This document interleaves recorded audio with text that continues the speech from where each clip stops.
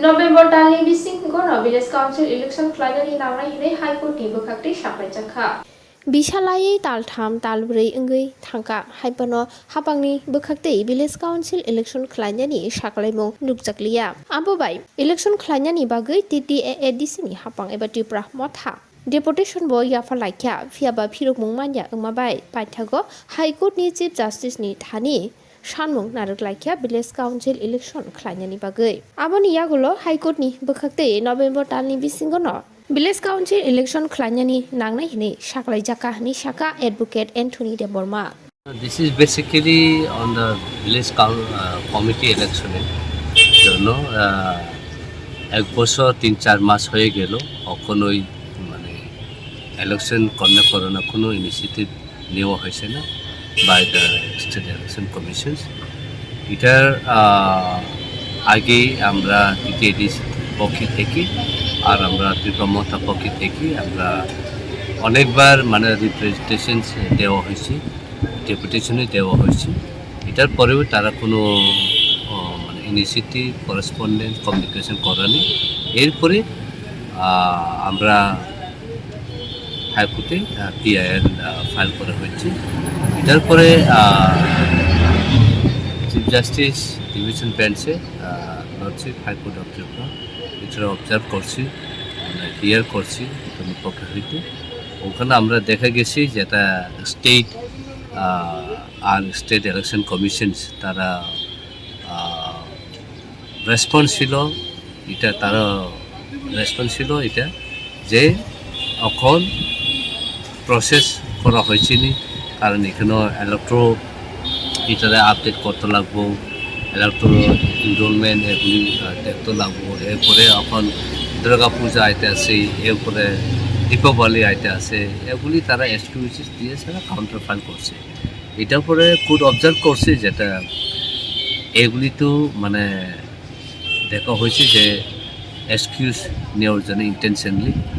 Basically আমরা কর্তব্য হলো যেটা যদি এটা তো কন্টিনিউ প্রসেস, ইলেকশন তো তুমি এভাবে এক্সকিউশন নিয়ে ছাড়া এটা করতে পারবে, এটা তো ইন্টেনশন আছে।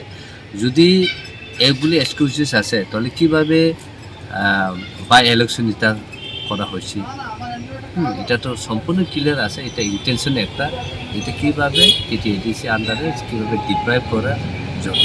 তাহলে আমরা এটাই আমার পক্ষে হয়তো কোয়া হয়েছে যেটা ঠিক আছে, আমরা রেসপেক্ট করি যেটা festive mood of the public of the people of Tripura or এটা ডেফিনেটলি আমরা রেসপেক্ট করি। আমরা সবাই চাই ফেস্টিভ মুভমেন্ট যেটা মুড যেটা পাবলিকের এটা থাকুক, কিন্তু এটার জন্য যে তুমি যে অত 13 লাখ ইন্ডিজিনাস মানুষের ডিপ্রাইভ করা তো উচিত না, কারণ তারা ডিফারেন্ট স্কিম থেকে ডিপ্রাইভ হয়েছে। আর ডিফারেন্ট ভিলেজ কমিটি ডেভেলপমেন্টে যেটা আছে স্কিমগুলি আছে, প্রজেক্টগুলি আছে, এগুলিতেও ইমপ্লিমেন্ট করা হয়তো আসে না, কারণ এই জন্য এটা খুব ডিপ্রাইভ। এই জন্য আমরা বলছি যদি ফেস্টিভ মুডের জন্য ইলেকশন কন্ডাক্ট করতে না পারে তাহলে যেটা টাকাগুলি আছে স্কিমগুলি আছে তাহলে টিটিএডিসি অথরিটি দিয়ে দেব। টিটিএডিসি অথরিটি উইদাউট দি মানে ভিলেজ কমিটি ইলেকশন তারা ইমপ্লিমেন্ট করব। তাহলে এগুলি আমরা আর্গুমেন্ট করার পরে লাস্টলি কোর্ট অবজার্ভ করছি যে এগুলি যেটা ইন্টেনশনলি এটা করা তো এটা ঠিক নাই, এগুলি এক্সকিউজেস তো ঠিক নাই। মানে উইদিন নভেম্বর যে লাস্ট দিকে মানে কোর্ট রিজিট টাইম যেটা ডেট ফিক্স করেনি, কিন্তু উইদিন দ্য নভেম্বর মাসে এটা কমপ্লিট করতে লাগবো। এগুলি করে ছাড়া তারা অর্ডার দিয়েছে। এরপর আমরা এটাও সাবমিট করছি যেটা মধ্যপ্রদেশে একটা এভাবে মামলা হয়েছিল। এরপরে সুপ্রিম কোর্ট এটাও রায় দিয়েছে যে উইদিন 45 ডেজ ইলেকশন কন্ডাক্ট করতে লাগবো, আর কাউন্টিং সবগুলি প্রসেসের এটা কনক্লুড করতে লাগবো।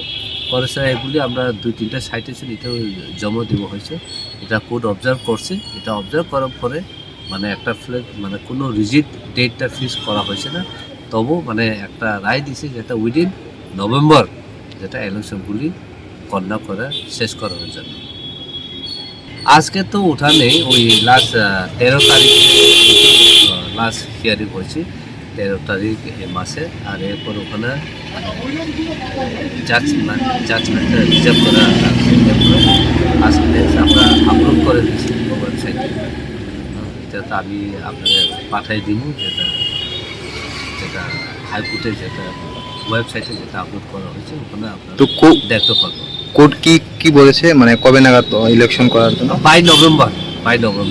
আর আমরা এটাই মানে সাবমিশন করা হয়েছে, যেহেতু বাই নভেম্বর হলে এটা তো টু লেট হয়ে যায়, কারণ অ্যাসেম্বলি ইলেকশনে তো আইতে আছে, এটা বলাইলেও হইতে পারে, কিন্তু এগুলি তবু তারা চাইতে আছে যেটা স্টেট ইলেকশন কমিশন যেটা এটার আগে করানো একটু সম্ভব নয়। মানে এই জন্য বুথ সাইড মানে হিয়ারিং করার পরে এগুলি মানে ফ্লেক্সিবল টাইমটা দিয়ে দিয়েছে, by November it should complete the whole process of election and counting.